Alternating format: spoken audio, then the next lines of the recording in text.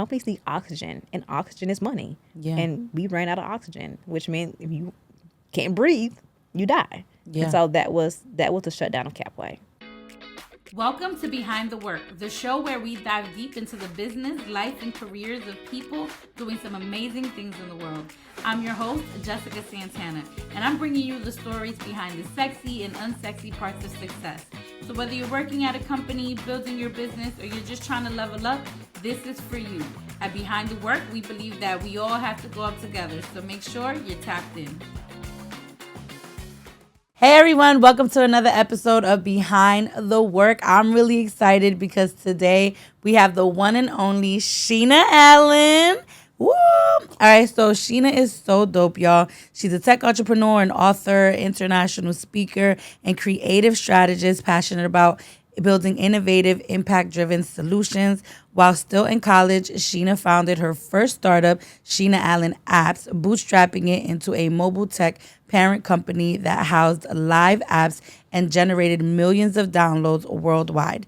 In 2019, she launched Capway, a fintech company dedicated to expanding economic access through inclusive digital banking, financial content, and payment infrastructure. As the co-founder of Capway, she raised millions in venture capital and became the youngest woman in the U.S. to own and operate a digital bank. Today, she is the co-founder of Grits, a community and tiered launchpad for creators and entrepreneurs.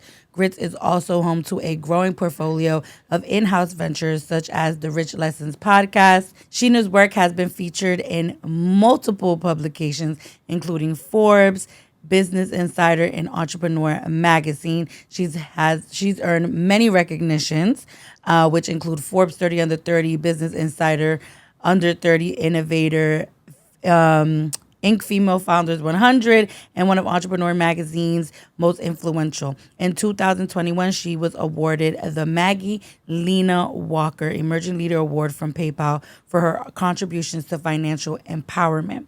And in addition to her ventures, she is the author of The Starting Guide and has been featured in 2 documentaries.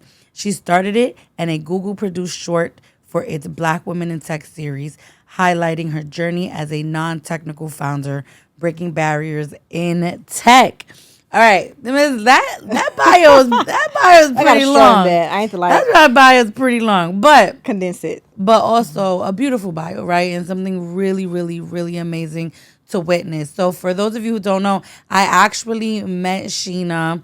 I don't know if you even remember this, but I met you first on Twitter, and then we met each other at South by South Lawn. So Anthony Frazier had done like a tweet that brought us together.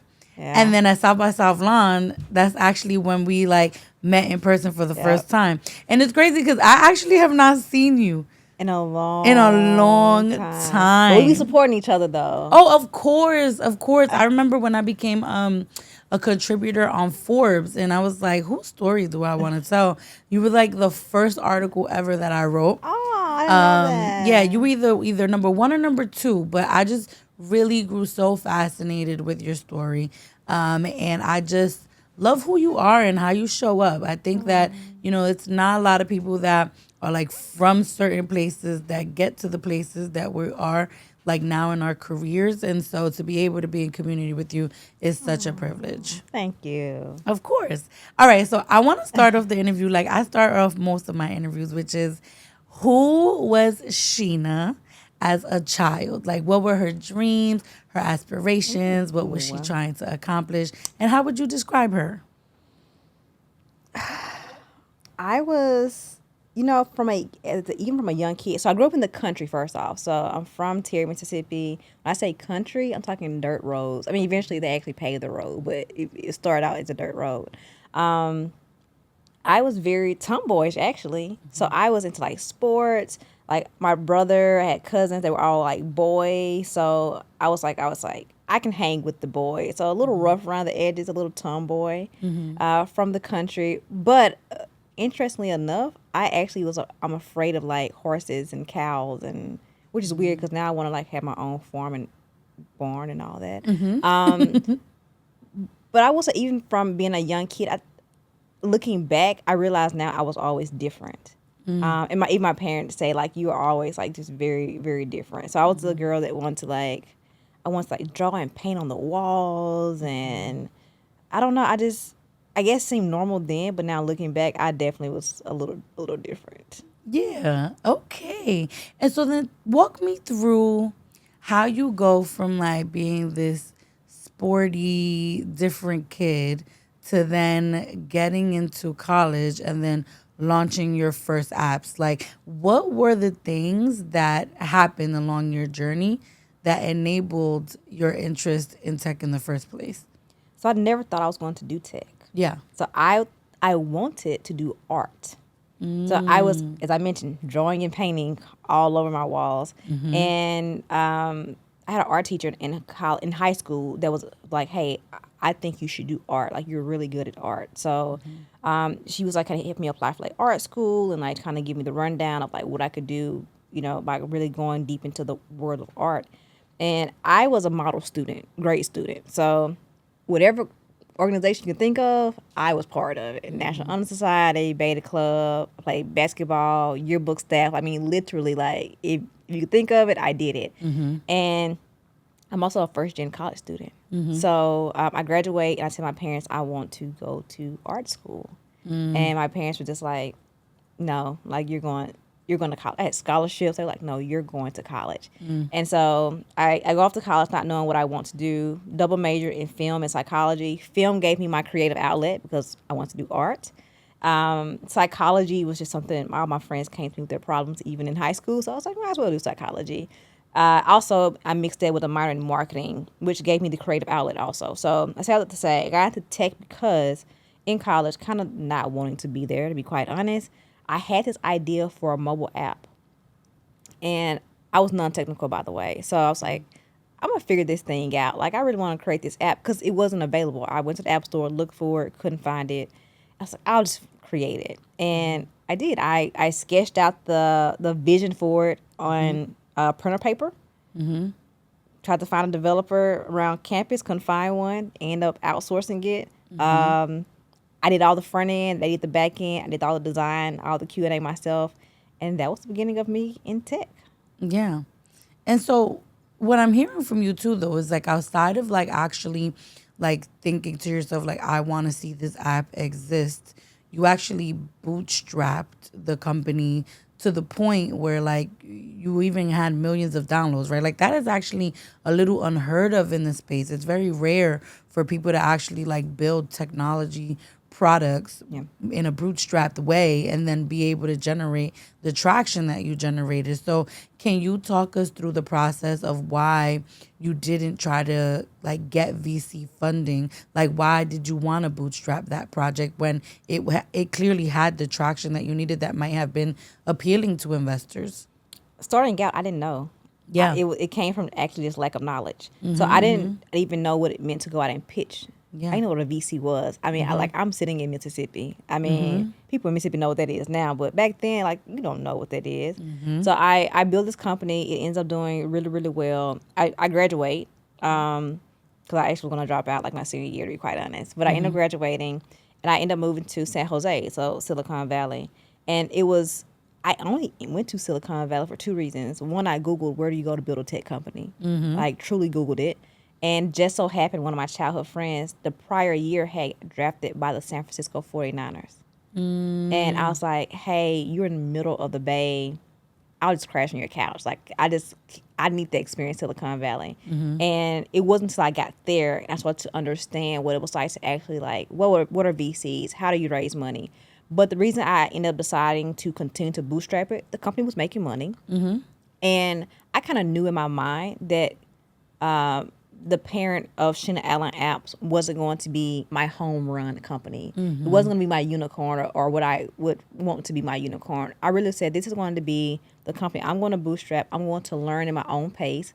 Because for those who don't know, and you know, when you take VC dollars, that pressure to scale and to have to answer to shareholders is very different. You almost become an employee. Yeah. And I wanted to learn to be a great CEO. And I wanted to learn to do it at my own pace. And so I decided to bootstrap that first company. Yeah, for sure.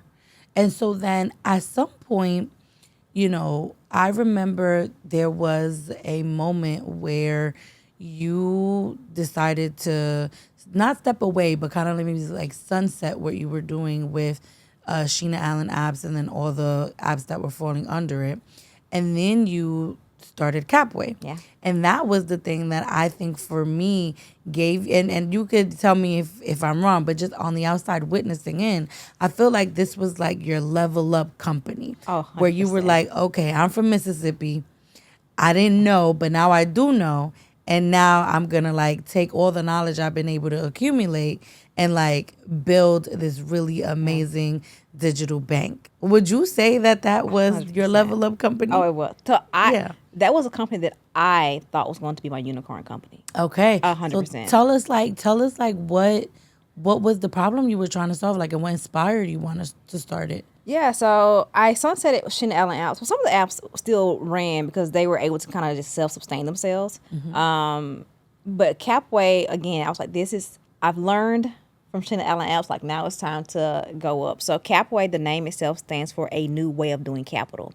And it was inspired by the fact that I was from Mississippi. Mississippi, for those who don't know, has the highest population of unbanked and underbanked residents.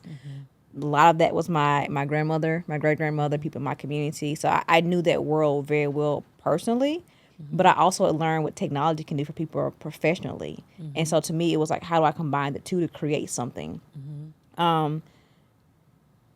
Building that company, it was hard, not because I didn't know the space. It was hard because what I realized, though, even though that was my level of company, was that not everybody who could write a check understood. And so the inspiration was definitely from Mississippi, but also me knowing that this is an international issue. The amount of people who are unbanked, underbanked, financially excluded from the system in some way or another, sometimes depending on the country. But the problem is huge. The opportunity is huge. The ability to 10x money from a VC is there. So I check marked all the boxes before I pursued it. However, it was probably still one of the most difficult things I started because raising money for it was hard. Yeah. And do you feel like, looking back at it, because I also think that VCs usually, they aren't proximate, right, to a lot of like issues that we're trying to solve, especially as it relates to the issues that are in our communities, right? So do you feel like part of the reason why it was difficult was because people that weren't proximate to the issue, that hold power a lot of times, just couldn't get with the vision because they didn't really actually understand the problem? Oh, 100%. I remember I had a VC ask me if I made up the word unbanked. She's like, I like the way you framed that, unbanked. And I was like, that's actually what it's called. I didn't make that word up. So I dealt with that. I dealt with people thinking that it was, or I would pitch and I was like, oh yeah, let me introduce you to these like impact investors. And I'm just like, I am doing impactful work, but this is an actual international global opportunity of what I'm building here. So it was that I will say the first, all my pre-seed, my angel family friends round came from people who saw me build Sheena Allen apps. I didn't take money for that. So people will try to invest and I'm like, oh no, I'm not raising money. So the first maybe 100,000, 150,000 came from people who saw me build Sheena Allen apps. And I was like, I know she can do it. But real VC money, it only came because I had pitched and pitched and pitched. Gary Tan, who's now CEO of Y Combinator, Gary is an immigrant. And he actually understood. He was from the world of parents who were financially underserved. Yeah. And so I got my first check because I finally found a VC who knew it. But when you talk about in totality or talk about overall, most of them had no clue what the heck I was talking about when I walked in there talking about unbanked and underbanked. Yeah, for sure. Yeah, and it's interesting because even with the work that I do, like, it's even hard for people to even grasp that, like, technology education is not readily available to students. And I'm just like, are y'all serious? Like, what alternative universe do y'all live in that you think that all of these resources are in abundance to everybody? You know what I'm saying? I'll tell you the turning point for me at Capway, outside of Gary, who I still thank to this day, and I give him his credit for being that first VC to say, I got you. The turning point actually came with COVID. So I had pitched all these VCs, and I was telling them, of course, about how many people are without bank accounts, or they might have a bank account, but they're having to rely on alternative services, which is more underbanked. And most VCs was like, people don't have bank accounts. Like, it's 2019, it's 2020. People don't have bank accounts. I'm just like, yeah, like food deserts, there's banking deserts, there's several other reasons why people don't have bank accounts. And I think most of them, it was like, yeah, whatever, that's not a big enough issue. But why I say COVID was a turning point was because what happened with COVID, they sent out those stimulus checks. Yeah, But people, of course, for the most part, they got them direct deposited. for sure.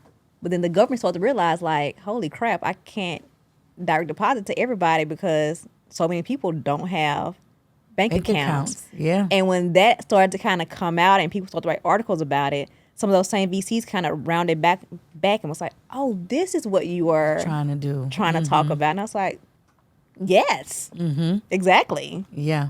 And like, I feel like 2020 was a big year for a lot of us that had been doing our work for a long time. Tell me, how did you navigate like people doing bounce backs after kind of downplaying what you were trying to do in the beginning? Like, how did you navigate that? And were there any relationships where you were like, nah, I'm good? Or did you say, you know what, I'm going to be opportunistic and be like, nah, I'm going to take this bread and I'm going to build what I'm building? Well, it's hard for us just to turn down anything when it comes to money. But some people, I'm good off some people. And it's not from, and I don't take no's personally, by the way. I will say that. Like, you tell me no, it wasn't a fit for you. I've had people tell me no and go and invest in another company that didn't have half the traction. I don't take it personal. I look at it like that was your loss, or you had whatever purpose, whatever. It is what it is. If someone circle back and it ends up being me saying no, it's probably going to be because I, over time, found out that we weren't going to be a good fit anyway. So example of that is like, I don't like to be micromanaged. Yeah. Like, I'm going to send you that investor update. If the house is burning, I'm going to let you know the house is burning. But I can't put the fire out, or I can't even get the house to burn if like you are literally breathing down my neck. Yeah. So there are reasons that I would have said no or have said no, but it's not because I took something personal, because to me it's just business. Yeah, no, absolutely. All right, so now you are you're building this company. People are not understanding the issue that you're trying to solve. Where were you finding the motivation to keep going, right? Because I think as entrepreneurs, like, I will say that it is in the most recent 5 years of my entrepreneurial journey where I haven't taken no personally. Like, the first 5 years, I was like, no, excuse me. Write that down. I'm right. Then when I make it, but I also think it has something to do with me being from New York too. Like, the idea of the idea of you saying no to investing in students feels just really off to me, right? Yeah. And so for me, I did take no very personally in the beginning stage because I saw myself in, the users of my program. Like, I saw myself as the student that I'm now serving. And so, and I found that the thing that kept motivating me over and over as an entrepreneur was that there was no one in the world that could tell me that the problem that I was trying to solve, or that I am trying to solve, still is not a real problem, right? And so, I'm always curious to know, like, how, when people are trying to build companies that people don't always understand, like, how, like, what are entrepreneurs doing to find that internal motivation? Because it is hard to stay resilient when people don't even know what you're actually doing or why you're doing it. Yeah. Now, don't get me wrong. I will be lying if I said I have not gotten a no or some no's. It was like mental note. Okay, yeah. Like, mental note. When I say I don't take it personal, I think it's just because I have this thing internally for me that is, it's kind of when somebody was like, somebody told me no, and it's like I'm gonna prove you wrong. Yeah. But for me, when I say I don't take it personal to that degree, I'm more of a person that says I'm going to focus on proving myself right versus focus on proving you wrong. Because I feel like for me trying to prove you wrong, now my mindset is thrown off. Right. Because now my motivation is proving you wrong. But to have that passion that you and I have for what we do, you're trying to prove yourself right. That Right. outweighs that no and that personal feeling of somebody telling you wrong. So again, I'll be lying if I don't have some mental notes up here that's like, I remember, noted, got it, took a picture, wrote it down, everything. But above that, my focus is proving myself right versus trying to prove them wrong. Yeah, for sure. I definitely agree with that. And that resonates with me a lot. Okay, so now you're in the middle of building this digital bank. You're the youngest woman in the United States. From what I was told, I don't know if somebody want to Google fact check that. Well, I haven't heard of anyone doing it. So in my mind, you are. So like you're now in this, in this kind of pioneering position, right? Where like, there's not a lot of people that have done the things that you've done. And I think a lot about like blueprints, right? Like who has left the crumbs that we can follow or the trail of like, little nuggets that we can follow. In your case, there wasn't many, right? Like not a lot of Black people are in fintech, and then also not a lot of Black women are in fintech. Sure. And if they are in fintech, they're not building companies, right? So tell me how Capway enabled you to navigate, the many of firsts for not just yourself, but I imagine for the culture in general. I honestly, and there were, people like women like Marla Blow. There were some women definitely came before me. Magdalena Walker, of course, was way before my time. But there are women who have done amazing things in this space. But I didn't, honestly, that wasn't my mind frame or my mind when I was building. I didn't even really go into it until maybe a time after to realize like, oh, you're like one of the youngest. You are the youngest or one of the youngest Black women or women, period, who is operating a digital bank. I was 26, 27. I was quite young. Not that I'm old now. I mean, it was a few years ago. But I will tell you, honestly, I didn't actually realize my impact until after the company shut down. So when I shut down the company, which I'm sure we'll talk about briefly, when I shut down the company, I kind of went into a bubble. I did kind of disappear for a while for several reasons. Not that I did anything wrong. It was more like just a mental thing for me. And when I finally kind of popped back out and was like, hey, Capway shut down, I know it's been like a year. I mean, I'm probably like, what the heck is Sheena? But like, this is where I am. This is what happened. And I'm ready to get back at it. I had so many. I think that post on LinkedIn got well over 100,000 impressions. I can't tell you how many comments, but it was also the people who sent me personal messages, like DMs, or found my email and was like, I do fintech because of you. And I was like, holy crap. Like, I didn't realize, like, the impact. So I didn't actually realize it until afterwards. Yeah. It be like that.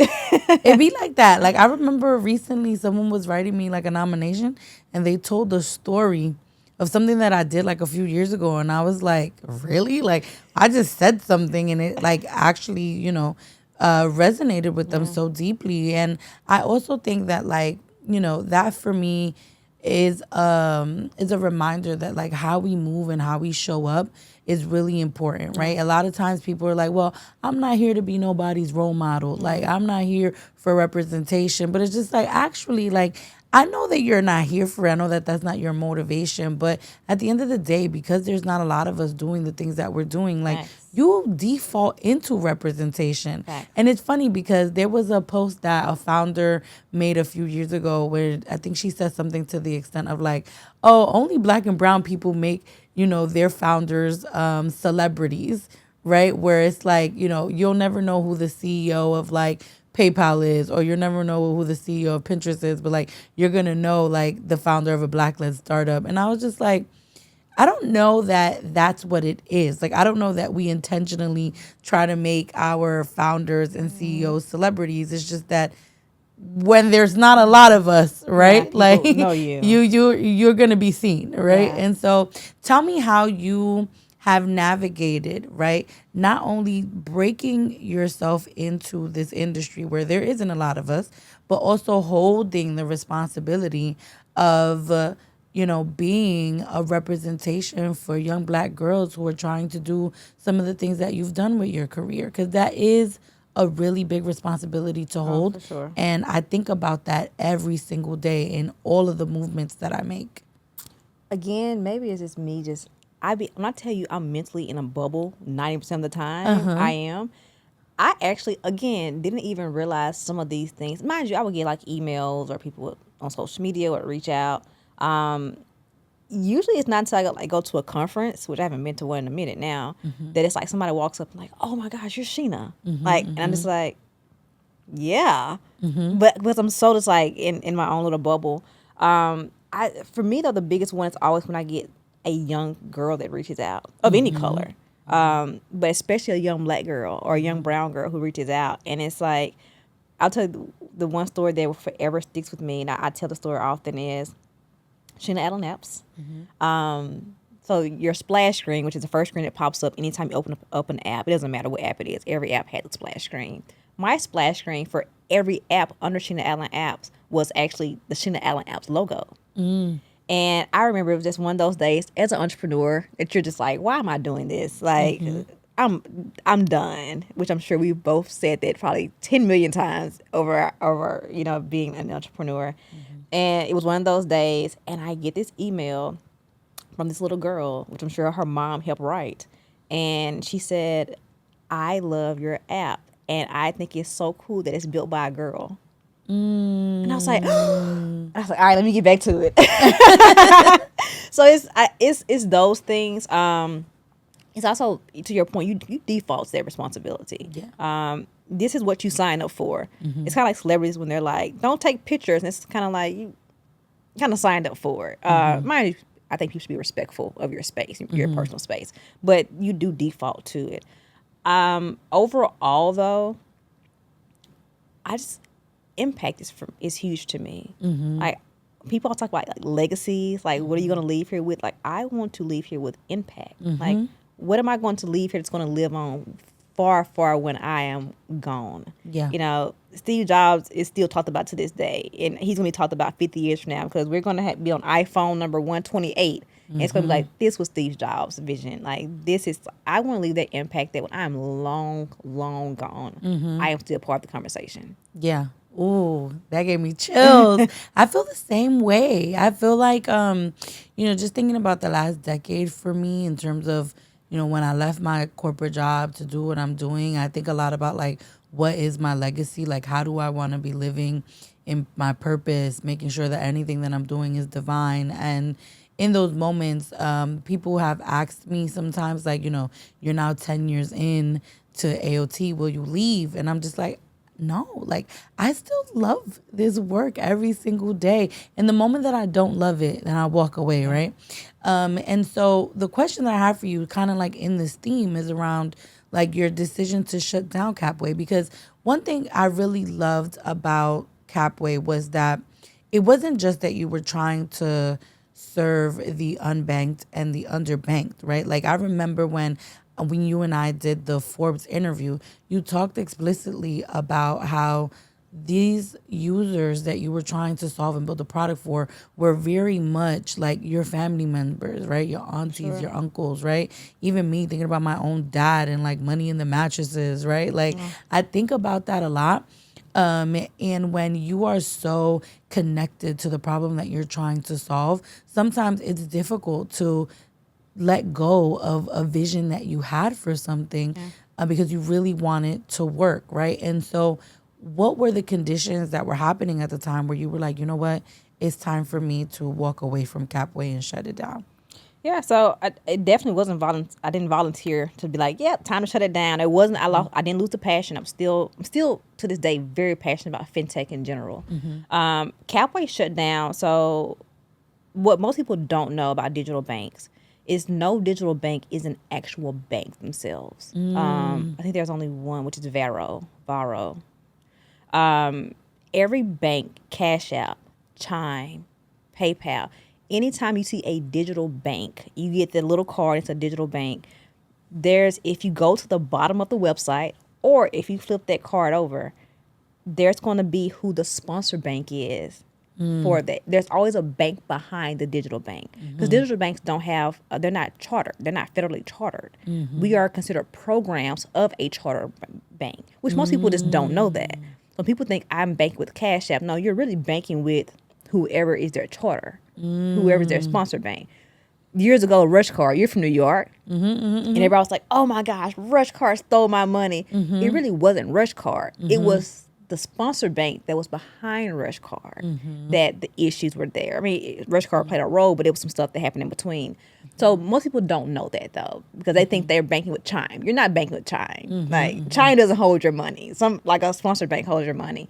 So I say that to say with Capway, we had a sponsor bank, clearly, because it's required. It's federally regulated. And everything for Capway was set up as a debit program, which is an important thing to note. People think debit and prepaid are the same.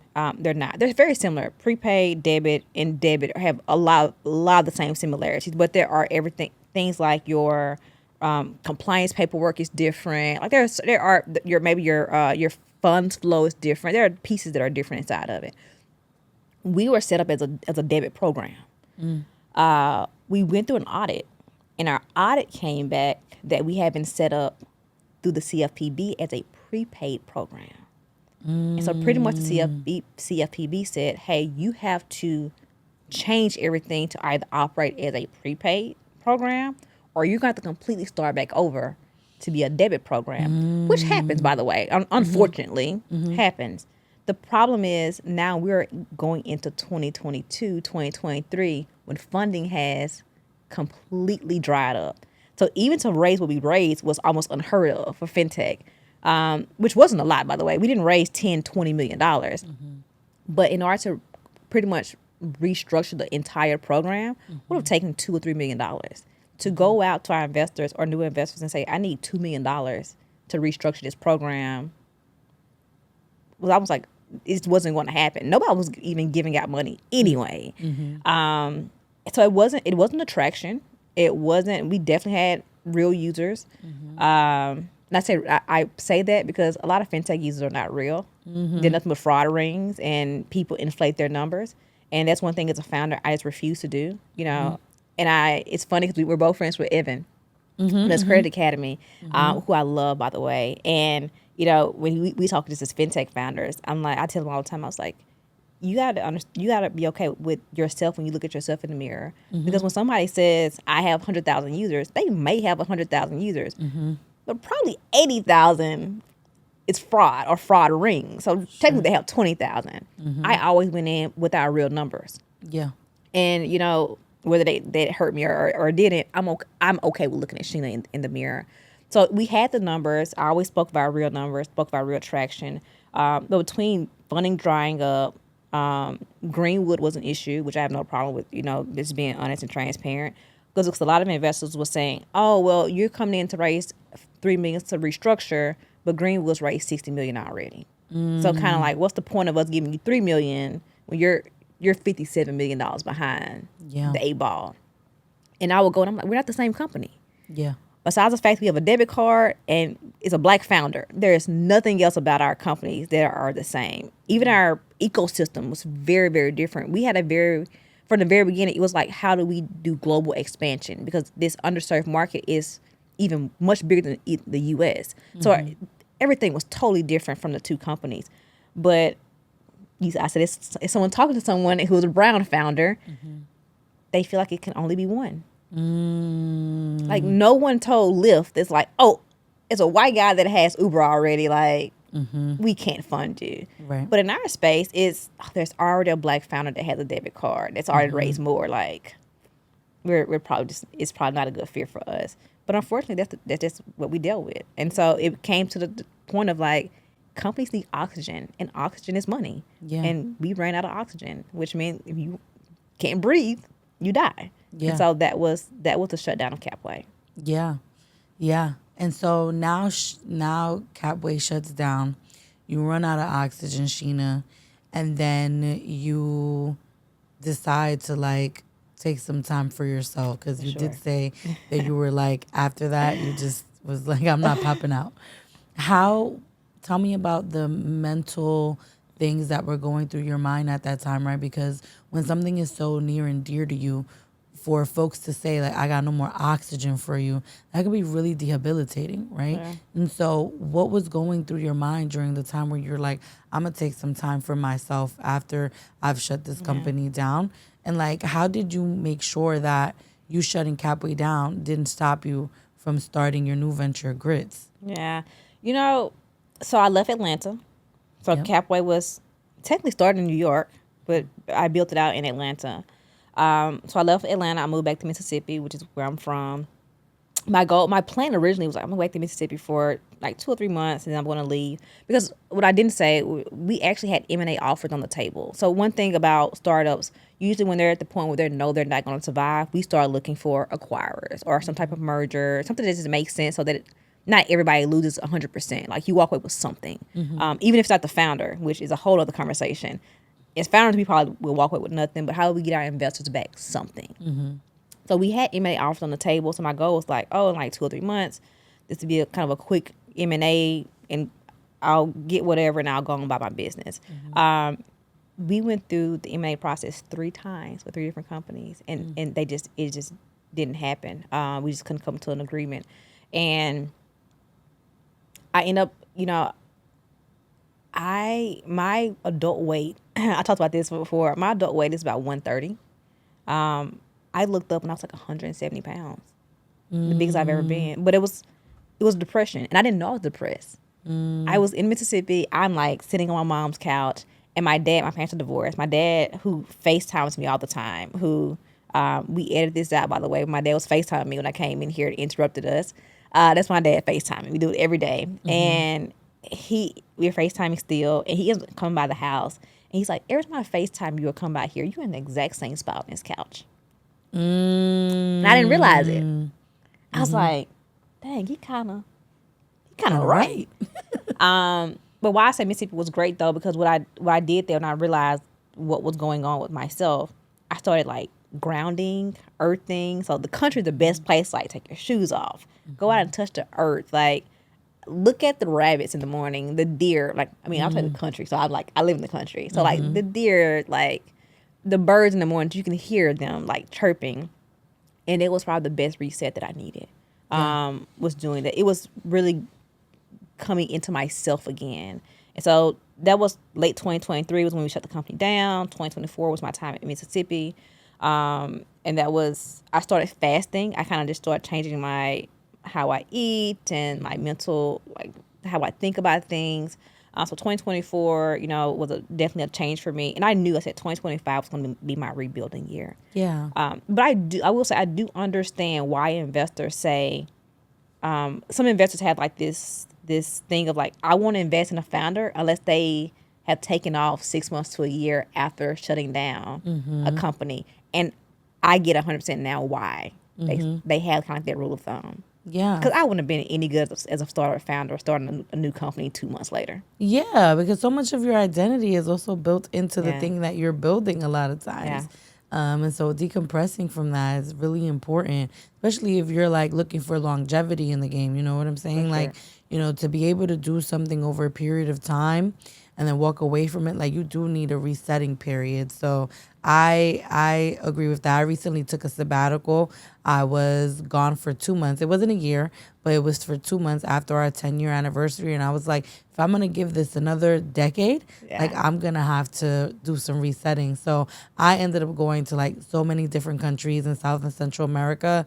My co-founder, he ended up going to Nairobi, and he spent like 2 months there. I spent 2 months traveling South and Central America, and it was so nice to come back because I came back with new perspectives, new ideas. Yeah. Like I have, a new vision and a new, I guess you could say a newfound passion for the work that I think that after 10 years you could feel a little bit depleted. Yeah. And I think that time gave me what I needed. All right, so Capway shuts down. You took time for yourself, and then all of a sudden you pop out with my girl Savitra. Hello, Savitra. You pop out at the beginning of the year. I was so happy when I saw that. I reposted it. I was like, this is like the dynamic duo. I love that girl so much. You know, there's not a lot of genuine people in this space, and she has always been like a top-notch, top-tier Beyond. person. So you guys Yeah. together. We are. I will say Okay. really quickly about Yeah. Savitra. Yeah. And she might kill me for telling this story. Yeah. 2024, I'm rebuilding. I'm in Mississippi. I'm figuring out where the heck am I moving to next. Yeah. Which was my decision was kind of between like LA, Miami, Yeah. clearly. And I remember her and Harold Hughes were probably the two people that I'm always calling, texting, talking to. Good, bad, I'm depressed, like what life was, whatever. And I remember texting her, and this was me definitely getting back into like the bug is biting me. I'm ready to kind of get back into the flow. But I'm like, I can't build in Mississippi. It's too many distractions, too much going on. Like I'm trying to figure out where am I moving to. And I remember me telling her this. This was like maybe, I don't know, June, July, August, somewhere in there. And I was like, Savitra, I'm trying to rebuild. Like I can't get my mind right in Mississippi, but the bug has bitten me. And Savitra, who's married now to an amazing husband, Austin, she still had her condo from when she was a single woman. And she said, Sheena, come get the keys. And I was like, how what do I pay you per month? Like, let me pay the HOA fee. Let me pay the bill or something. And she was like, you're not giving me anything. Like, just come relax, come build. So she probably killed me for telling that story. But to say someone who's like just completely genuine, absolutely. Yeah, no, for sure. Our organization gave her an award back in 2021 just because I had like some small interactions with her throughout the years. And I was like, this is the kind of person like you want to celebrate and make sure you give their flowers to. She's always been like super intentional, super thoughtful, and super giving. And as someone who's run into a lot of different personalities, I was like, this is a rare breed of a woman, you know? And I felt the same way about you as well. And It's a southern thing. yeah, so when you guys popped out with Rich Lessons at the top of the year, I was like, this is lit. But it's also part of, obviously, the Grits community, which you guys just announced. And so, you know, what is Grits? What is the Rich Lessons podcast? Like, what are you guys' vision for what you're trying to build together? Yeah, so I've known Savitra, gosh, for so long, and we both say it was kind of destined that eventually we would work together. So GRITS, the name stands for Girls Raised in the South, but the company is not about girls or the South. It's just, it's the foundation of who we are as founders. The podcast is more of like us kind of dropping the gems or being a funnel into something bigger. So the original thought process around GRITS was like being just a resource for entrepreneurs, whether that's like through courses.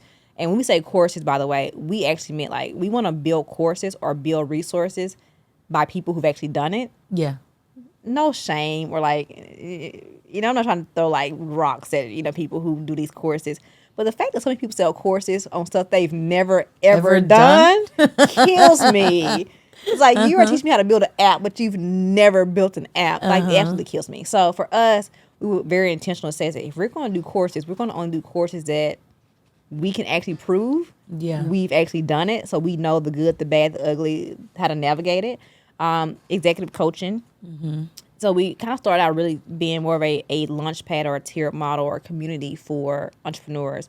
And then now, of course, that has grown into us saying, hey, what does it look like if we almost build like ventures within GRITS, ventures from us?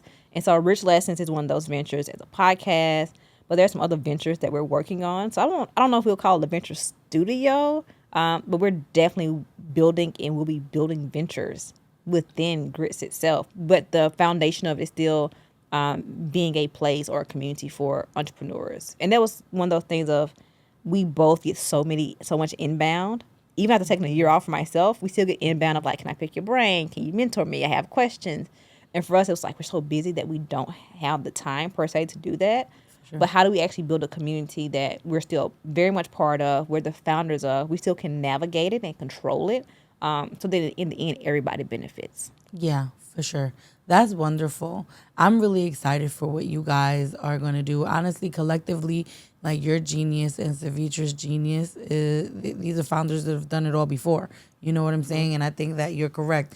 In this space, people will sell you a product, they'll sell you a dream. But when you look at the track record, it's not always there. Yes. And so I think that what you guys will produce together is going to be really phenomenal. And I also know that outside of Grits, you are working on a stealth startup. I don't know if you can share a little bit about that, but I'm wondering, is it going to be around fintech again, since that's kind of what has really inspired your career, you know, with obviously what you did with Capway. And I still think that like you know, your passion for fintech is there. So I'm curious to know if there's a new fintech oriented problem you're trying to solve. Some parts of it is still in the finance space, only because one thing you learn as a serial entrepreneur, you get better and better at understanding what a real business is and how to be successful and not bump your head as hard as you did the first time. For sure. So I learned a heck of a lot with Capway, and so it's very intentional, very strategic with this new company. So it's almost it's pretty much an intersection of artificial intelligence and finance. It's fintech. And so it's not all fintech, it's not all AI, but there's pieces of both within this new thing that I'm building. And it's almost like a parent company, to be quite honest. There'll be ventures also that fall beneath it. One of the things is, you know, I can talk about because I'm actually technically doing it now, which is part of it is research. Yeah. And so the research part of from a finance side is clearly this weekend here in Miami, I did case studies of people who were financially underserved. Mind you, this company though is not about it's not focused on the financially underserved. It's really focused on really just innovative solutions within using artificial intelligence, but once again also falls into finance. But that research is actually to say what opportunities are we missing for people who don't know or have used fintech products, and what options or opportunities that we have missed. Also, what data is skewed or what data is messed up. Because if the example I often use, if you go talk to someone who is lower to moderate income and they get a refund check for like $15K, they're not going to tell the FDIC that they potentially use some of that money to buy a Gucci bag. Right. Like, I mean, they're not going to tell them that. Even though they did. Even though they probably did. And that's not everybody, but that's just the reality of it. And I know because, again, I have family members, community members, that I know when they get their refund check, they're going to go blow a bag on like something that they probably didn't necessarily need. But at the same time, maybe for their mental health, they struggled all year. So it's like, I'm going to treat myself. Right. Again, the FDIC and the Deloitte research is not telling that part of the story. So part of it is research.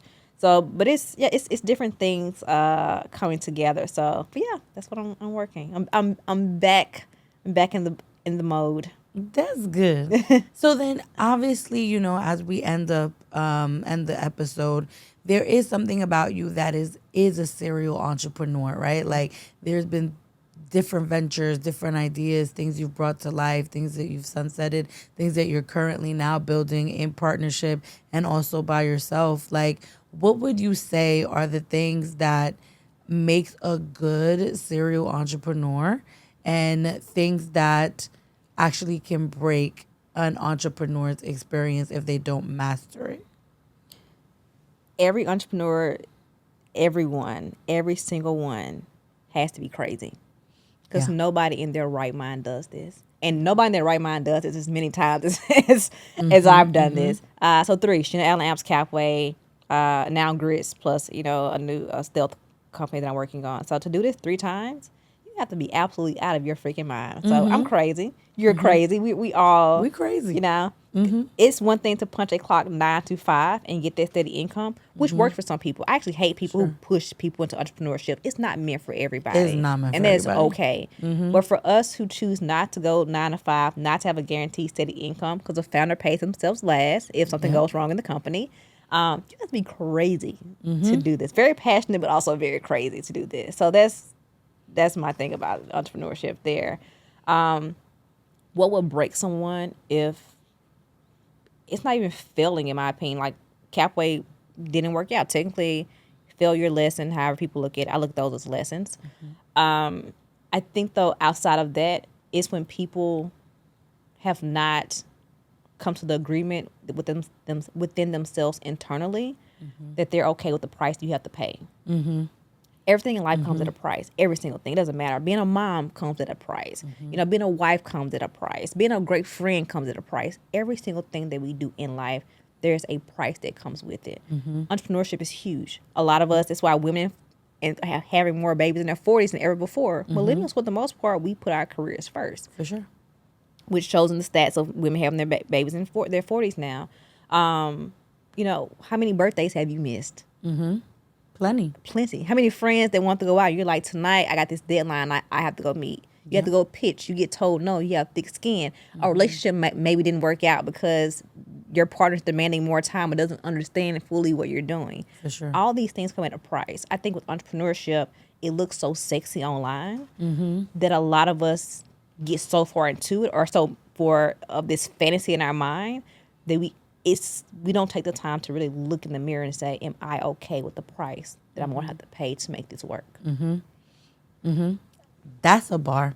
That's a bar. And so the reason why I say that's a bar is because even in my own journey, like the sabbatical that I took, I thought about the last 10 years of my life and I was like, I'm tremendously proud of what I've built. I'm tremendously proud of who I've become, the network I have, the tribe of people I've met, and the fact that I've like pushed myself to like my highest potential thus far, right? At the same time, Sheena, I have grappled all of last year. I was grappling with like, wow, this really has come with a large cost. Yes. Right? Because at this age, I thought I would have been a wife, a mother and all that. And I know specifically why those things have not aligned. And I'm in a season where I want to welcome that energy into my life.